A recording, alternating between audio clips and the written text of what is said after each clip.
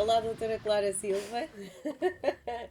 Bem-vinda ao nosso podcast Turismo Hack, num dia que está de sol. Que bom. Portanto, se nós vamos falar de coisas boas, também foi Isso. bom começarmos o dia desta forma, certo? Depois aqui de uns dias chatos em que a chuva não nos largava, que também é precisa, já vamos falar sobre uma coisa que é espetacular, mas que também inclui esta parte ambiental. Por isso, vamos à descoberta e vamos partir à aventura. Vão comigo, Ana Margarida Silvestre, já sabem que sou a professora cá na casa, na parte de gestão e gestão do turismo.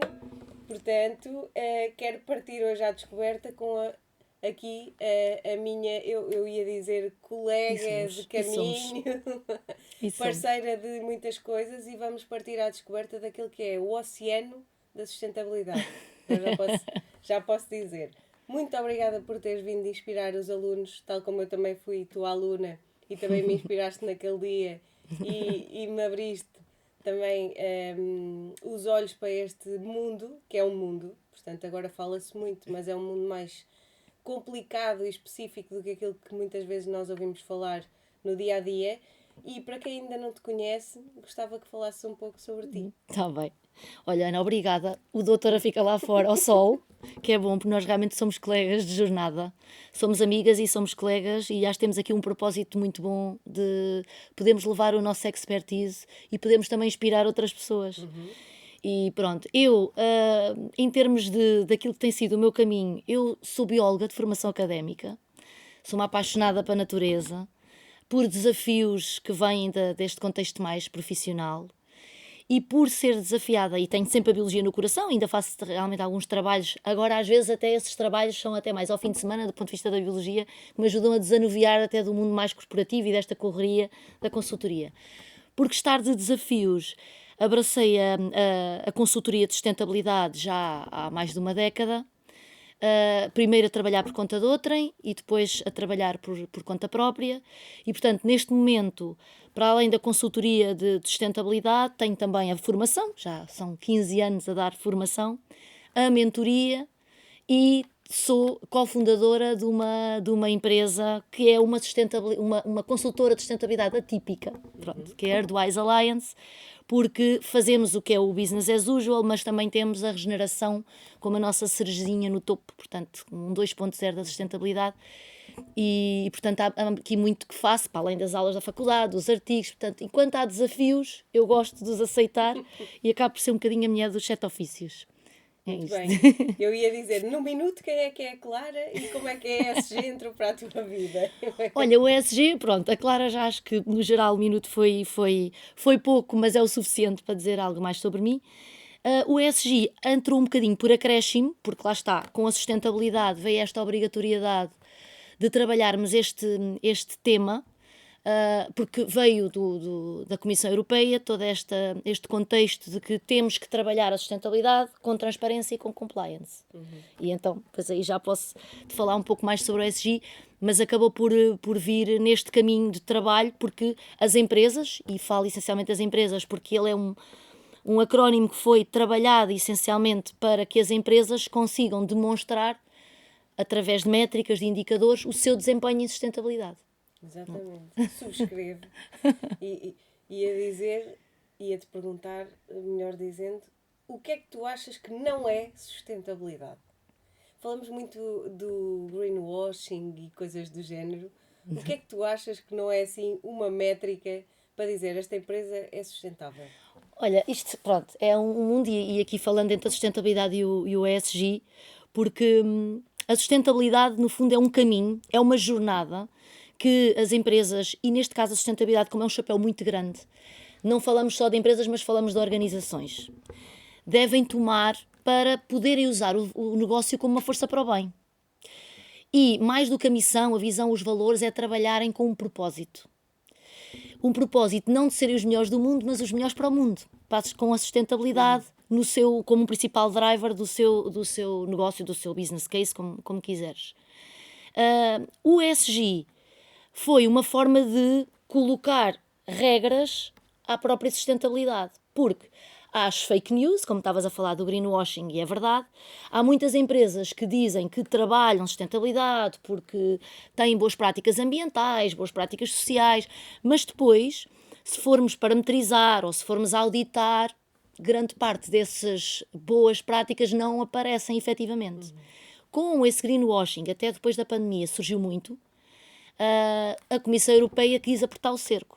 Através da Diretiva de Relato de Sustentabilidade, a CSRD, lançou um conjunto de indicadores dentro do ESG, portanto, o E de indicadores ambientais, de boas práticas ambientais, que a empresa pratica, o social, o S de social, que tem a ver com as ações em todo o ecossistema, o interno e o externo, relacionado com as pessoas e com os colaboradores, com os restantes stakeholders, e o G, que é a governança, o modelo de governo, o modelo de gestão, as políticas, os códigos de ética e conduta, portanto, tudo o que tem a ver com, por exemplo, a realização de um comitê de sustentabilidade para trabalhar estes temas.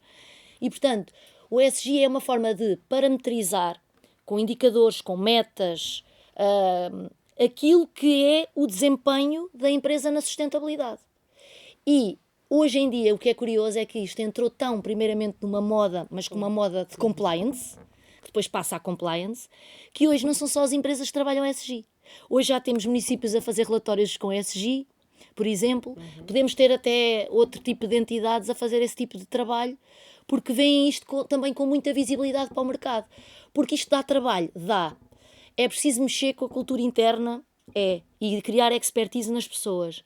Mas depois traz uma quantidade de vantagens muito interessantes, porque dá mais notoriedade, aproxima mais as empresas aos clientes, tem mais acessibilidade à parte financeira, por exemplo, o caso dos green bonds, porque os bancos querem perceber qual é a proposta de valor e o que é que se está a fazer, e querem ver essas métricas, precisamente, porque isto também vem muito da parte financeira, atrai financiadores, dá mais reputação e permite, dentro também da sustentabilidade, gerir os riscos reputacionais, operacionais e legais. Portanto, Então, tem as já me suas disseste vantagens. tudo. Eu ia perguntar ESG e ODS, os Objetivos para o Desenvolvimento Sustentável, se era moda, mito ou uma verdade para melhorar o nosso planeta, não é? Porque não há planeta B, digo já. Pois não, pois não. Já queres Marte, a Sim. Lua, talvez um hotel aqui ou ali. Pois. Mas Verdade. muitas vezes dizemos isto, que a empresa ou o município integra ESG de forma séria, e estávamos a falar agora também em off na banca, Pois. e que na verdade até vão reduzir os custos e reduzem aqui uma parte significativa e conseguem alimentar isto o planeta está a regenerar, mas na verdade nós temos muitos indicadores para analisar, que é isso que eu gostava que tu também explicasses um bocadinho. Não é só o que é o ESG é medido por imensos indicadores que nós não temos sequer noção daquilo. Não é só a luz, não é só a eletricidade, não é só a água, é muitas outras coisas, e portanto eu gostava que tu me desses assim um panorama geral daquilo que pode ser verdade ou mito ou uma grande mentira sobre tudo isto. Olha, o ESG, para fazer, às vezes as pessoas dizem, o ESG é sustentabilidade. O ESG tem o chapéu da sustentabilidade, mas o que é que ele efetivamente não é? No fundo, o ESG é o que permite o desaguar do desempenho da sustentabilidade, é o que permite o confluir dessa jornada estratégica que a sustentabilidade a sustentabilidade corporativa tem que ser trabalhada a nível organizacional. O que é que ele tem ali alguns pontos de interseção, obviamente, com a sustentabilidade, mas é isto, a sustentabilidade é propósito, é organização, é atuação, é caminho estratégico, é jornada. O ESG é as métricas, é o compromisso, é a parametrização, é o compliance, portanto há esse ponto de interseção, que é bom. O que é que o ESG também não é? Ele também não é o tal greenwashing. Porque muitas empresas pensam, eu agora tenho que fazer isto porque eu preciso de ser competitivo, porque eu preciso de atrair mais mercado, preciso de ir para fora. Mas há aqui um cuidado que é o walk the talk. Ou seja, a empresa tem que mostrar efetivamente aquilo que ela realiza. Porque tem que haver um cuidado, não é só mandar uma notícia para fora, sem depois ter um conteúdo que a corrobore. Pronto. Portanto, em termos de greenwashing, é precisamente um combate que o ESG faz a isto. Porque com aquilo que são as orientações do relatório de sustentabilidade da CSRD que vem da Comissão Europeia, é precisamente trabalhar com o ESG para a transparência daquilo que realmente as empresas estão a fazer. Portanto, evitar pensar que não, o ESG é para, trabalhar ESG, mesmo fazendo um bocadinho de greenwashing. Não, é precisamente o contrário. Portanto, isto é o que eu diria que é o não é greenwashing e também não é sustentabilidade pura e dura. É a sua materialização em números, ou quantitativos ou qualitativos que sejam. Com os ODS, é engraçado o tema, porque quando o ESG surgiu, parece que ele ia esmagar os ODS. Bye bye, Agenda 2030. Isto já não interessa nada. Mas eles acabam por ser dois aliados estratégicos muito importantes. Até existem estudos científicos que conseguem encaixar os ODS nos 3 pilares do ESG. Porque no fundo são muito semelhantes, é só para dizer que o último é governance e nos ODS é económico. Mas está tudo interligado. Sim. É só por dizer que os ODS é uma agenda universal, não é só para as empresas, é para todas as organizações, que acaba por ter uma linguagem acessível a todos os países e a todos os níveis organizacionais, é voluntária e tem ali temas, tem metas e tem indicadores. O ESG já tem medição para fazer, tem procedimento, tem níveis de orientação para se chegar àqueles indicadores. É obrigatório para as empresas, sobretudo as cotadas em bolsa, as que têm um determinado número de colaboradores, as que têm um determinado nível de faturação. Essas então são mesmo obrigadas a trabalhar esse ESG e, portanto, eles conseguem confluir porque, lá está, é um encaixe quando pensamos estrategicamente em termos de posicionamento da empresa na sustentabilidade, conseguimos trabalhá-los aos dois ao mesmo tempo e existem indicadores dos ODS que acabam por diluírem-se muito nos indicadores do ESG, o que também ajuda à festa. Pronto. Exatamente. Basicamente é isso. E tu estavas a dizer, e é verdade, Ana, que é, como já dizia o Peter Drucker, um grande gestor americano, o que não é bem medido não pode ser bem gerido. E, portanto, é fundamental termos estes números até para trabalhar os riscos, até para a melhoria contínua das próprias empresas e para corresponder às necessidades e expectativas dos stakeholders. Por isso tem que acontecer. Desvendar 2 ou 3 indicadores, o que é que me dizias? Olha, é um mundo. É um mundo. Eu, por acaso, não sou a que mais trabalha indicadores dentro da empresa, porque, felizmente, temos que dar a César o que é de César e há pessoas que amam essa componente. Mas tu tens indicadores de, por exemplo, daquilo que é a medição dos resíduos dentro de uma empresa. Indicadores relacionados com a cadeia de valor. Por exemplo, um tema emergente importantíssimo. Se os fornecedores, qual é a proximidade dos fornecedores à tua área de atuação. Por exemplo, indicadores de medição de energia que vem de fontes renováveis. E, para além de as empresas terem aquela ideia, tem que medir o que é ambiental, não nos podemos esquecer dos outros, dos indicadores sociais, por exemplo, onde podemos ver o número de horas de formação, os contratos de trabalho e temas tão relevantes como a igualdade de género, em que tu tens que perceber qual é que é o número de mulheres que tens, por exemplo, em cargos de liderança. Isto são coisas, são exigências que a Comissão Europeia, são alertas que a Comissão Europeia vem demonstrando que as empresas têm, independentemente da sua dimensão, que têm que trabalhar. Isto podia-te dar assim muitos mais. E eu até sublinhava uma coisa que disseste há pouco, que é o trabalhar a parte interna de quem trabalha connosco, mas também a comunidade, que é uma coisa sem dúvida. Que não se tem assim sem bem dúvida. noção de que a parte social, não é? Não somos só nós e só a nossa empresa, é tudo o que está à nossa volta. E é perceber também os fornecedores, também os nossos stakeholders, o que é que eles realmente implementam de sustentável nas empresas deles, para que eu diga que tenho um fornecedor que está alinhado.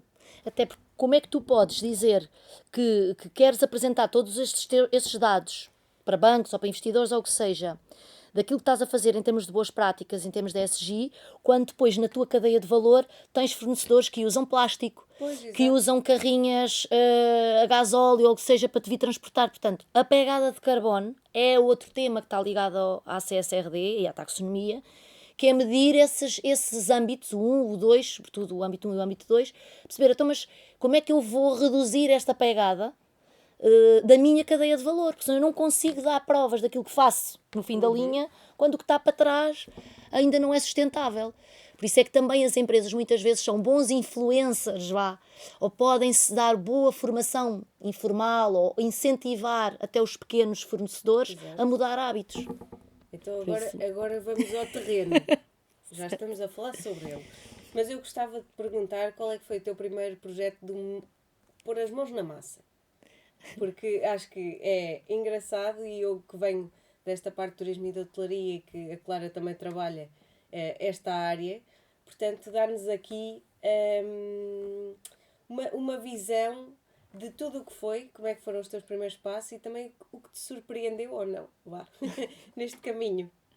Olha, eu gosto muito do setor e nós temos as duas esta paixão pelo setor do turismo e eu, em termos de, eu já fiz vários trabalhos dentro do setor, em várias áreas, em várias dimensões, seja mentoria, seja pequenos só relatório, só estratégia, mas há aqui 2 clientes, e através da minha empresa, da Ardwise Alliance, que temos aqui 2 clientes hoteleiros grandes, que estão na Madeira, e que temos feito um trabalho espetacular porque começámos por aquilo que é o as usual, portanto, trabalhar a jornada estratégica de sustentabilidade, colocando os posicionamentos estratégicos, fazendo consulta de stakeholders, trabalhando a materialidade, trabalhando o plano de ação, mas mais do que isso, e eles têm sido incríveis, esses 2 clientes, porque têm sido muito receptivos aos nossos desafios, para serem um pouco outliers, para fazerem diferente, para trabalharem muito ao nível do propósito.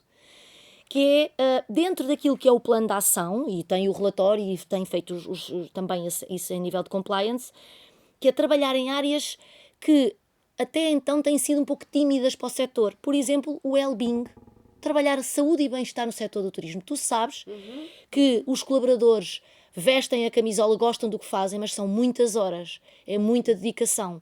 Sobretudo numa ilha, por exemplo, onde a quantidade de pessoas disponível de massa crítica não é assim tão grande, com literacia. Portanto, sentir que tu tens uma empresa, e no nosso caso, temos 2 colegas que têm feito um trabalho incrível durante um ano inteiro, dentro desta temática, coaching, psicoterapia, sessões de liderança humanizada, temas como o burnout, temas ligados à mulher, porque há muito, não é? Há um peso muito feminino no setor do turismo.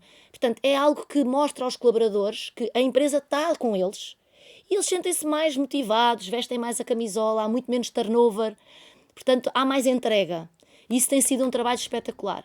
Como, por exemplo, também fazermos, portanto, acaba por ser um trabalho de chave na mão, estás a ver, de todas as necessidades do próprio cliente. É vocês, e que também eu fiz parte desta aliança. E estás sempre, és uma lover. Exatamente, na fundação desta aliança, e o que eu gosto é que a Clara e todos os membros vão ao terreno. Portanto, sim, vocês não é só o falar ou só o estudar. Portanto, sim senhor, fazemos isto, mas depois vão para lá. E portanto sim, é aplicado desta forma, desenvolvemos desta forma, dão a formação, é o chave na mão. É muito isso que eu hoje em dia, e acho que aprendi com tudo na vida, mas com vocês também especialmente, que é aquilo que eu traduzo nas minhas aulas, que é, não estou só a ensinar. Eu quero que os alunos também tenham chave na mão, que eles façam um trabalho e que, se precisarem de aplicar amanhã, conseguem. Sem dúvida. Depois com um ajuste ou outro, mas conseguem ter uma perspectiva de quem é que está no terreno, como é que isto se faz. Porque também é assim que tu crias mais proximidade e consegues perceber as dores e necessidades. Então nós fazemos sempre um diagnóstico, e fomos para a Madeira, e vamos várias vezes, para perceber essencialmente o que é que eles precisam. E isto também nos permite distinguir um pouco das demais, porque temos um trabalho muito próximo dos clientes. Este trabalho do Wellbeing é um exemplo. Temos também dado formação, por exemplo, em termos de para os colaboradores, daquilo que é um trabalho com a biodiversidade, com os espaços naturais, para depois também poderem passar isso para os clientes. E estes clientes, o primeiro, o outro ainda estamos a finalizar o relatório, mas sendo uma PME, apesar de ser uma PME já grande, mas sendo uma PME, foi o primeiro na ilha a fazer o relatório com a CSRD, que não era obrigatório fazer, mas quiseram usar e fazer, e portanto eles até saíram nos jornais e afins também por terem esse destaque. Há uma coisa fundamental, Ana, que é trabalhar a cultura interna. Porque tu podes ter uma excelente estratégia com tudo bem montado no papel, mas se as pessoas não estão alinhadas, e já diziam os grandes estudiosos que a cultura como a estratégia é o pequeno almoço, Mesmo. porque se não tiveres, se as pessoas não souberem o porquê e o para quê daquilo tudo, não se materializa, não há valor acrescentado. E o clima que se vive dentro da empresa, se não houver bom clima, o funcionário está, quer dizer, não vai ligar muito se gastou mais luz ou coisas simples. Não vai ligar. Porque não consegue distinguir entre a obrigação e aquilo que é, porque nós também estimulamos a isso. Não é só porque tem que se obrigar a separar o lixo ou reduzir o consumo de água, ou seja, é perceberem o para quê de fazer isso. E muitas vezes tomarem a iniciativa de dar sugestões, porque eles é que estão na operação, darem sugestões de como melhorar. É isso, eu acho que vocês também, é essa parte que é mesmo diferenciadora. Vocês também estão lá para ouvir. Vocês também ouvem as dores de, sei lá, estamos a falar da hotelaria, do recepcionista, do housekeeping. Completamente. E conseguem perceber e conseguem também aí delinear a estratégia. Portanto, acho que são muitos pontos, não é só o chave na mão. Tem aqui outras coisas. Mas eu ia-te perguntar sobre isso, porque é a parte que eu estava a dizer, juicy. Portanto, como é que é trabalhar por conta do trem e depois fundares aquilo que hoje em dia olha, teu. sabes, eu felizmente, eu sempre disse que fui sempre um bocadinho pássaro livre. Porque, e nisto nós também acabamos por ser mesmo muito parecidas, porque gostamos de ser desafiadas e gostamos de ter liberdade para aceitar desafios e até propor desafios. E eu mesmo quando estava a trabalhar por conta de outra, infelizmente, e aprendi bastante nas consultoras onde tive, mas felizmente consegui ter sempre a oportunidade de fazer alguns trabalhos fora. E fui criando a minha marca pessoal, muito ligada ao Turismo Portugal, com quem ainda hoje colaboro, até que depois com a pandemia, porque a pandemia também faz isto, não é? E vendo aqui o copo meio cheio, dei o salto e pensei, não, eu definitivamente vou agarrar e vou continuar a trabalhar a marca. Até que depois, por que não juntar a minha expertise com outras pessoas que têm uma ideologia semelhante à minha? E, portanto, a minha colega e cofundadora juntámos-nos, não nos conhecíamos, vínhamos também de trabalhos por conta de outrem e resolvemos juntar-nos e pensar, vamos fazer algo diferente. E, no fundo, nós somos um hub de talentos, por isso sermos também diferentes, com aliados, neste caso agora em grande maioria ainda mulheres, aliados e como parceiros. Muitas delas têm os seus próprios micronegócios, algumas trabalham por conta de outrem, mas estamos todas juntas para este propósito maior. E conseguimos trazer oportunidades e levar também oportunidades para fora. Porque é isso, quer dizer, cada uma de nós trabalhava uma matéria diferente. Portanto, eu de turismo e hotelaria, a Clara vem da biologia, mas está no terreno há muitos anos e também está na parte de formação do Turismo de Portugal. Depois a parte da psicologia, todas. Temos psicólogas, pessoas de marketing, jornalismo, temos tanta gente com pessoas que têm componente sistémica e que fazem isso ainda a nível organizacional. Temos realmente uma panóplia de gente com uma expertise que eu acho que é isto, que é, há um compromisso com liberdade. Exatamente. E muitas vezes pensamos, vou abrir um negócio, como é que se dão os primeiros passos? Onde é que estão os clientes? Como é que vocês... Nós também já trazíamos uma carteira de clientes, porque cada uma de nós já tem muitos anos de consultoria ou até de formação, de dar aulas no ensino, pronto, na parte académica. Portanto, juntámos-nos e eu acho que o resto também foi fazer acontecer, com um networking certo e mostrar esta nova versão de consultoria, que é uma coisa mais próxima, mas e juntando aqui não só a sustentabilidade, mas o tema da regeneração, que acaba por ser o futuro, e hoje já se fala muito de agricultura regenerativa, turismo regenerativo, economia regenerativa. Portanto, é pensarmos, não é só o net zero, mas o plus, aquilo que podemos acrescentar para a nossa comunidade, para a nossa economia local, com o nosso alojamento local, isto agora falando do turismo, portanto, o que eu posso acrescentar para um espaço natural que está à frente das varandas do meu hotel.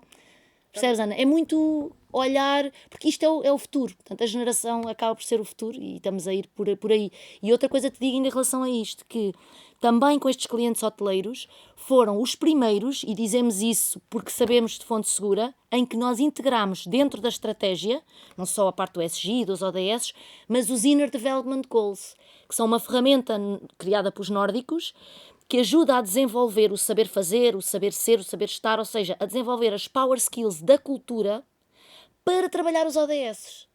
Portanto, temos isso pela primeira vez na estratégia destes clientes. os Inner Development Goals, e depois fazemos este trabalho de plano de ação, junto com as equipas, sempre à luz também desses Inner Development Goals. Portanto, Vou pegar nisso. Vou pegar nisso. Que é, se tivesse aqui alunos à tua frente, esses goals dão para as soft skills e hard skills. Sim. Portanto, é uma coisa que hoje em dia, se forem a uma entrevista, quer dizer, são métricas que são contabilizadas. Sim. Ponto final, não é só sou licenciado em X, tenho estas certificações todas, não é só isso. Portanto, eu gostava que tu me falasses sobre competências base, e podes ir pelas soft e pelas hard, que os alunos devem ter e o que é que tu recomendarias que tenham a nível de recursos, mas recursos a nível de certificações e afins.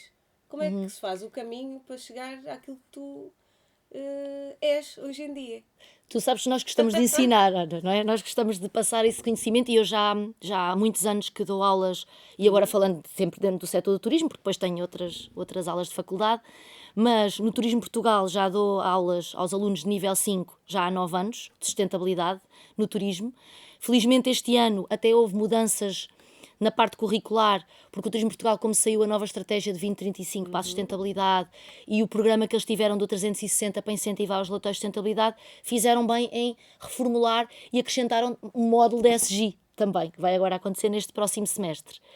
O que eu quero com eles não é que, e eu nem sequer faço testes, tão pouco, porque eu quero que eles conheçam a realidade, é verdade, as problemáticas mundiais. Às vezes digo, olha, eu não venho aqui para trazer boas notícias hoje, quero-lhes mostrar as coisas, tirar-lhes o tapete, deixá-los confortavelmente desconfortáveis.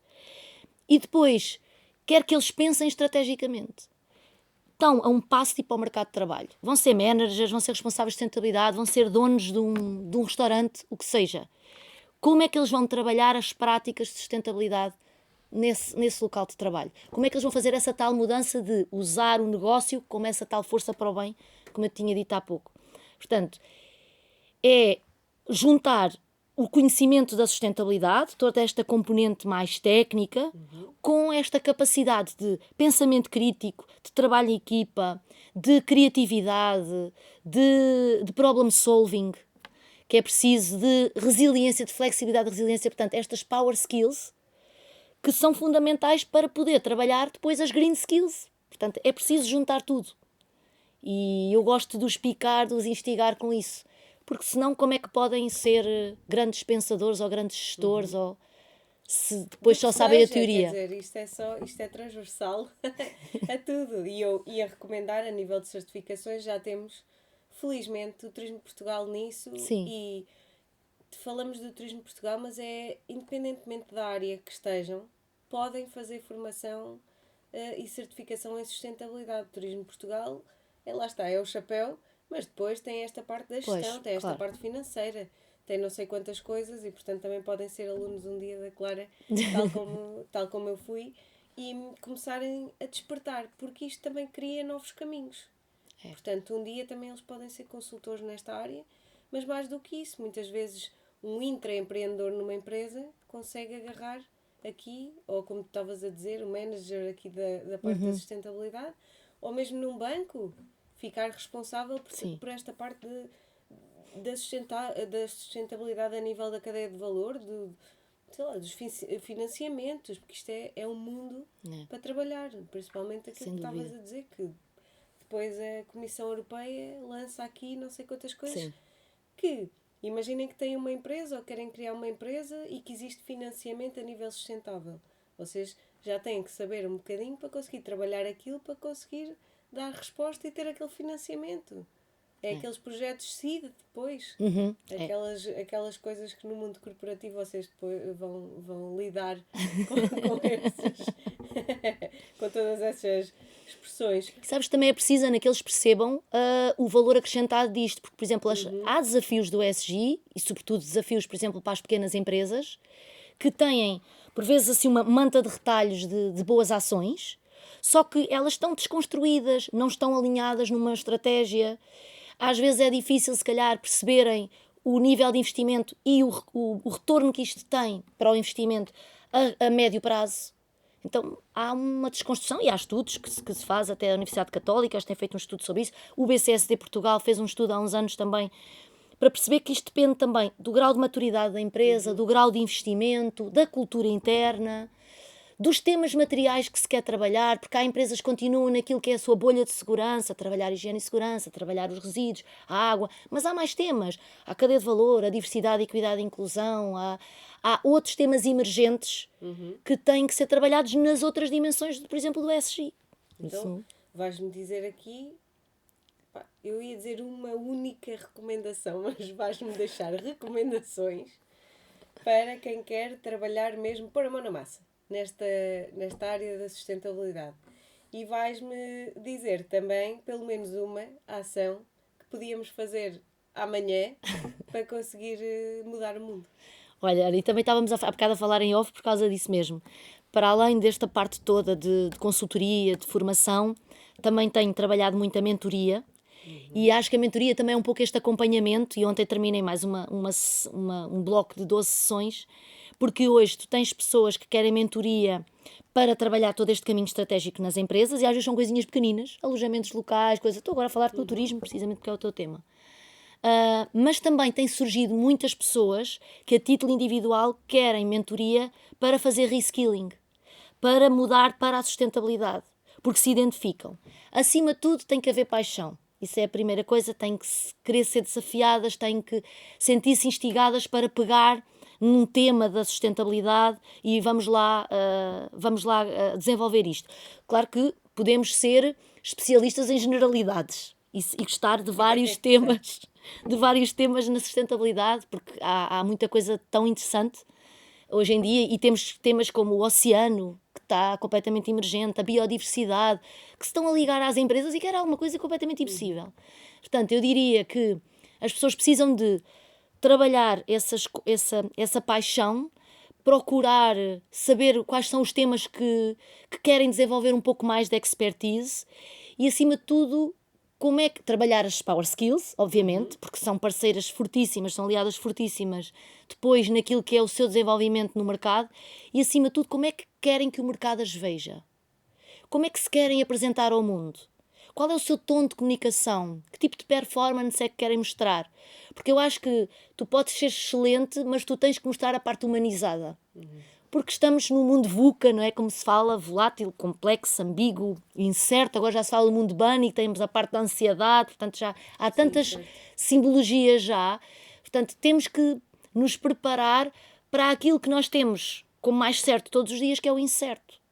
Seja no mundo do trabalho, seja na sociedade, no geral. Portanto, temos que ter essas ferramentas todas como... Eu digo que é, preparem-se para o pior, porque depois acontece o melhor. Exato, sem dúvida. Portanto, é conseguirem, se querem seguir este caminho da sustentabilidade, é, perante o curso que já têm, começarem também a ouvir outras pessoas, a ter uma pequena formação, uma certificação noutra coisa e começar a perceber. Porque há imenso emprego nesta parte, principalmente em consultoras e afins, mas começa-se a ver cada vez mais, porque isto veio para ficar. É de modas, mas... O mercado está sempre a mexer. Sim. E até 2030 vai ser um fim de década decisivo, mas depois, a partir daí, vamos ver o que é que vem. E por isso temos que estar preparados. Sim. Já passámos a cota do mundo disto e daquilo, Já. portanto, o ideal é que possamos atrasar o relógio. Por isso, diz-me qualquer coisa que possamos fazer amanhã que possa ajudar a mudar o mundo. Estavas a falar do relógio agora, e há uma simbologia que até o António Guterres junta muito, que fala muito, que é o relógio do juízo final. Isso. Portanto, pronto. Portanto, há um juízo final e nós temos que pensar sempre, é o que eu digo sempre aos alunos. Independentemente do que vem trazer para as empresas, tem que pensar nisto como um ato cívico, como um ato de cidadania. O que é que cada um de nós pode fazer na sua casa, no seu bairro, no seu projeto de voluntariado, na escola, no trabalho? É também chegarmos a casa com aquela sensação de eu hoje pelo menos contribuí com isto, que nos dá aqui já algum alento, mas também alguma motivação para continuar. Portanto, pode ser adquirindo conhecimento, como pode ser pondo algo em prática naquilo que são os sítios onde os nossos sítios de vivência, não é? do dia a dia. Vou puxar aí uma cordinha. Falaste do voluntariado. Nós também temos voluntariado na universidade e muitas vezes até nem se fala assim tanto sobre isso. O voluntariado começa por perceber se os nossos vizinhos estão bem, por exemplo. Portanto, o voluntariado pode começar a perceber se a nossa família se está tudo bem, em que é que podemos ajudar. Mas muitas vezes as empresas fazem ações de voluntariado. E, portanto, também isso contribui para esta parte do social do ESG. Certo? Sem dúvida. Podes-nos dar 2 exemplos assim de projetos de voluntariado que tenham ficado marcados para ti? Olha, tu dizes, e é interessante isto porque acho que os alunos deviam de ter um passaporte também social para juntar ao currículo. Porque nas empresas hoje também ao nível do recrutamento isso até faz parte das soft skills. Sim. De vamos lá perceber o que é que tu fazes mais para além do que está aqui que é técnico. E hoje cada vez mais os jovens gostam de fazer volunturismo, não é? Ir para fora e fazer alguma ação enquanto vão conhecer um país, misturar-se com os nativos, trabalhar na natureza, etc. Ao nível empresarial, felizmente já vai havendo, e há alguns estudos, a Deloitte e afins, que conseguem perceber que até aumenta o estado de motivação, de bem-estar, quando as pessoas conseguem perceber que estão num local de trabalho onde é possível ter este tipo de práticas. Há voluntariados, há programas de voluntariado que até estão dentro dos planos de ação e que é sugerido também, de apoio à comunidade, e tanto as pessoas podem fazer coisas tão simples como, por exemplo, em dias temáticos, o dia da árvore, o dia da biodiversidade, o dia do voluntário, o dia da luta contra, sei lá, a questão da igualdade de género, poderem ter esse tipo de ações, ou criar um programa de voluntariado mais consolidado, com embaixadores voluntários dentro da empresa, que tenham parcerias com associações e PSS, com o município, e co-criando se faz coisas espetaculares. Eu acho que há coisas incríveis, e lembro-me durante a pandemia de uma das empresas com quem eu colaborei, na altura ainda estava com uma consultora, que fez um trabalho espetacular com o IPO, por exemplo. Eu ia falar nisso. Em que as próprias pessoas da empresa criaram, chamavam os Fios de Ouro, um projeto Fios de Ouro, portanto, que se calhar alguns de vocês podem estar a ouvir e a perceber quem é, e que era criar umas perucas para as meninas que tinham perdido o cabelo, para que elas se sentissem bonitas, sentissem-se como as princesas da Disney, por exemplo. Portanto, é uma ação pequena, mas que faz a diferença, ainda para mais, num perfil de boa vizinhança, porque era uma empresa que estava muito próxima fisicamente do IPO. Pode-se fazer mecenato, pode-se fazer voluntariado de competências. Pessoas que nas empresas que são instrutores de zumba, que tocam viola, que podem, por exemplo, dar literacia financeira numa IPSS, numa escola. É aproveitar essas competências para fora. Eu ia dar o exemplo, bom, agora Portugal está a passar um período horrível e, portanto, também aqui na universidade fazemos ações de voluntariado para ajudar, então, estas populações. E eu também já há muitos anos, eu acho que fui quase sempre voluntária, na verdade, enquanto estudante da licenciatura. Antes disso já era, mas pronto, enquanto estudante da licenciatura, então dava umas explicações numa casa de acolhimento. Mas depois, quando vim trabalhar para Lisboa, já enquanto professora, mas do secundário, organizávamos a corrida sempre mulher. Sim, a corrida sempre mulher, que também tem a ver com esta luta contra o cancro. E então todos os alunos e todos os professores, cada um na sua função, e uníamos-nos todos por uma causa. A nossa escola e pronto, tínhamos muitos stakeholders a trabalhar connosco, não é? Muitos fornecedores a trabalhar connosco, mas tudo isto contaria hoje em dia, na altura não se falava dos relatórios de sustentabilidade, mas hoje em dia contaria também, não só os fornecedores, como toda a organização, contava como uma ação na parte social. Porque lá está, é a comunidade interna e externa, não é só a parte dos stakeholders e dos fornecedores, é tudo o que está à nossa volta. Eu costumo dizer, eu tenho para mim, eu gostava de mudar o mundo. Mas, quer dizer, sozinho é um bocado complicado, mas se pudermos mudar o mundo de alguém, já estamos a contribuir. E tenho esta premissa sempre. Por isso, se a Clara hoje sair daqui e for ajudar não sei quê, ou eu saio daqui e vou, normalmente ligo a sustentabilidade, que é ir limpar a praia ou plantar uma árvore, não é só isso. Pois. Isso era aquilo que se falava antes de se conhecer a sustentabilidade. Temos um perfil colaborativo. É. Menos competição, mais colaboração. E podemos fazer isso, mas numa coisa macro. Eu acho que os dois, competição, porque a competição também estimula, alguma sim. coisa. Mas é haver mais parcerias, mesmo até não só do ponto de vista de empresarial, mas de pessoas. Pessoas que se possam unir para causas maiores. Para limpar uma praia, para fazer reflorestação, para ajudar agora estas pessoas vítimas de calamidades. Temos visto alguns bons exemplos ainda no país. E agora especialmente. Sim. Nós percebemos perfeitamente que a população unida realmente faz muita diferença. E agora vou puxar a brasa à minha sardinha.